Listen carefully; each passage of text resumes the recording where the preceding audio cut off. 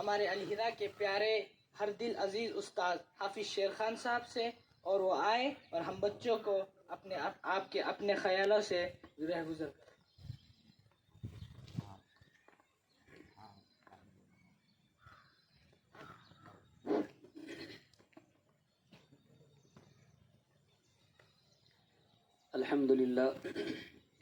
الحمد لله نحمده ونستغفره ونؤمن به ونتوكل عليه ونعوذ بالله من شرور أنفسنا ومن سيئات أعمالنا من يهد الله فلا مضل له ومن يضلله فلا هادي له ونشهد أن لا إله إلا الله وحده لا شريك له ونشهد أن سيدنا ومولانا محمدا عبده ورسوله أما بعد قال الله تعالى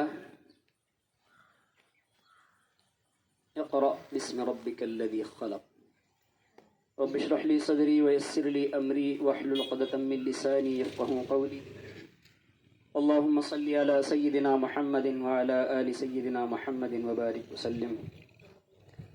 معزز و مکرم مہمانان عظام، ادارے حاضہ کے موقر اساتذہ کرام اور گلشن الہرا کے چہکتے مہکتے پھولوں، السلام علیکم ورحمۃ اللہ وبرکاتہ۔ اللہ رب العزت کا بے پناہ احسان ہے، کرم ہے، فضل ہے کہ اللہ تعالیٰ نے ہمیں ایک علمی نسبت عطا فرمائی ہے، اور اللہ تعالیٰ نے اپنے دین کی نشر و اشاعت کے لیے ہمیں قبول فرمایا ہے، اور آپ جیسے عزیز طلبہ ہمیں عطا فرمائے ہیں۔ پیارے بچوں، واقعتاً یہ اللہ رب العزت کا احسان ہے کہ ہمیں اس پہ اللہ کا شکر ادا کرنا چاہیے۔ آپ سب بچے جانتے ہیں کہ ہمارا جو ادارہ ہے الہرا عربی انگلش اسکول اینڈ مدرسہ، اس میں دونوں طریقے کی تعلیمات دی جاتی ہیں۔ عربی کی تعلیم بھی دی جاتی ہے، دنیاوی تعلیم بھی دی جاتی ہے، اور دینی تعلیم بھی دی جاتی ہے، کیونکہ ادارے کا مقصد ہی یہی ہے کہ ہمارے پاس پڑھنے والا بچہ وہ ہر فیلڈ میں چل سکے، دنیاوی لائن میں بھی چل سکے اور دینی لائن میں بھی چل سکے، یہی ادارے کا مقصد ہے۔ اور عزیز طلبہ کرام، آج آپ حضرات جو اساتذہ بنے ہیں اور سامنے آ کر کے آپ نے بچوں کو جو پڑھایا ہے، تو اس سے آپ کو اندازہ ہوا ہوگا کہ کتنا مشکل ہوتا ہے استاذ بننا اور بچوں کو پڑھانا اور بچوں کو سمجھانا، ان کی شکایتوں کو سننا اور ان کے جوابات دینا، اور آنے والے اعتراضات کے جوابات دینا کتنا مشکل ہوتا ہے۔ اس سے آپ اندازہ لگا سکتے ہیں کہ آپ کے اساتذہ سارا دن آپ پر جو محنت کرتے ہیں، کتنی آپ ان کو مشقت اس سے ہوتی ہوں گی۔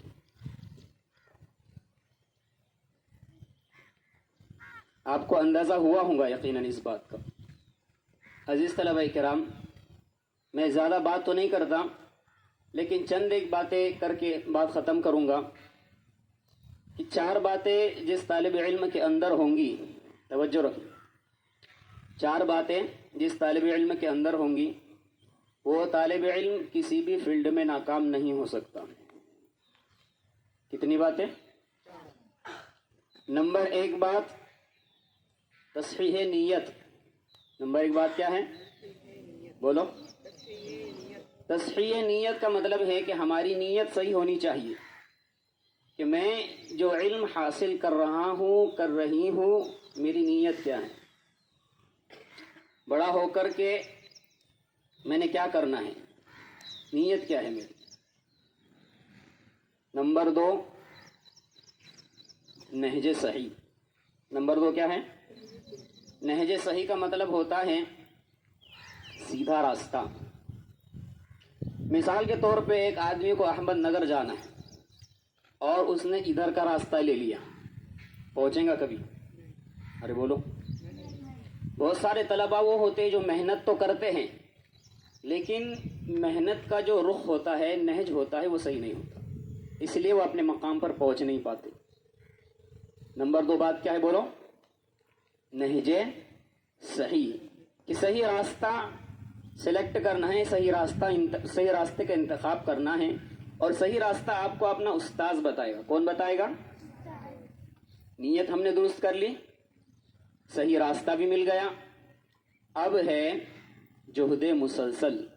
تیسری بات کیا ہے؟ لگاتار محنت.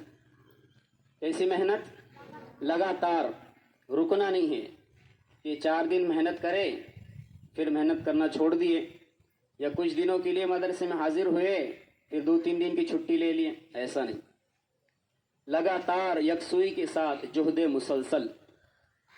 جب محنت آپ کر لیں گے تو چوتھا کام آپ کے ذمہ نہیں ہے, چوتھا کام آپ نے اللہ رب العزت کے سپرد کرنا ہے. چوتھا کام کیا ہے؟ بولو. دعا. چوتھا کام کیا کریں گے؟ دعا کریں گے کہ اللہ نیت میری صحیح ہے, نہج میرا صحیح ہے, محنت میں نے بھرپور کر لی ہے, اب نتیجہ آپ کے حوالے کرتا ہوں, آپ کے سپرد کرتا ہوں. جب ان 4 باتوں پر آپ اگر عمل کر لیں گے تو آپ ناکام نہیں ہو سکتے. کتنی باتیں ہیں؟ نمبر 1 تصحیح نیت, نیت درست ہو. نمبر 2 نہج صحیح, ہمارا راستہ صحیح ہو. نمبر 3 جہد مسلسل, لگاتار محنت ہو. اور نمبر 4 تعلق مع اللہ, کہ اللہ کے ساتھ ہمارا تعلق ہونا چاہیے, دعاؤں کا ہم اہتمام کریں.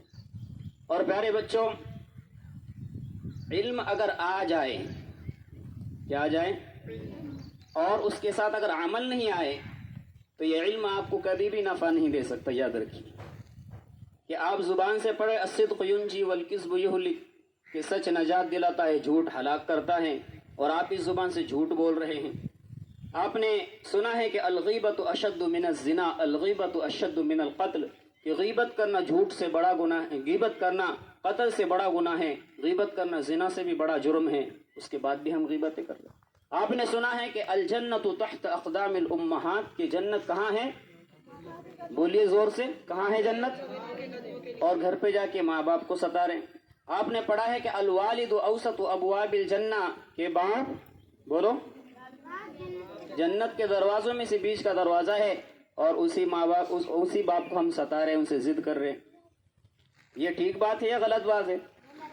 ہاں. تو علم حاصل کر لیا تو اس کے ساتھ عمل بھی آنا ضروری ہے. عمل نہیں آیا تو یہ علم آپ کو کبھی بھی فائدہ نہیں دے سکتا. تیسری بات, اپنے اساتذہ کا احترام. آپ نے بہت کچھ سیکھ لیا, قرآن کریم حفظ کر لیا, احادیث کا حفظ کر لیا, سنتوں کا حفظ کر لیا, بہت, ہر سال آپ اول نمبر سے کامیاب ہوتے ہیں, لیکن پیارے بچوں آپ کے اندر اساتذہ کا احترام نہیں ہے. کیا نہیں ہے؟ تو آپ کامیاب نہیں ہو سکتے. آپ نے پھر یہ علم حاصل نہیں کیا, یہ کالے نقوش آپ نے حاصل کیے ہیں جو آپ کو کبھی بھی فائدہ نہیں دے سکتے. باتیں یاد رہیں گی. 4 باتیں کس کس کو یاد رہیں گی؟ تصحیح نیت, نہج صحیح, جہد مسلسل, تعلق مع اللہ. نمبر 2 ماں باپ کی عزت کرنا سیکھے.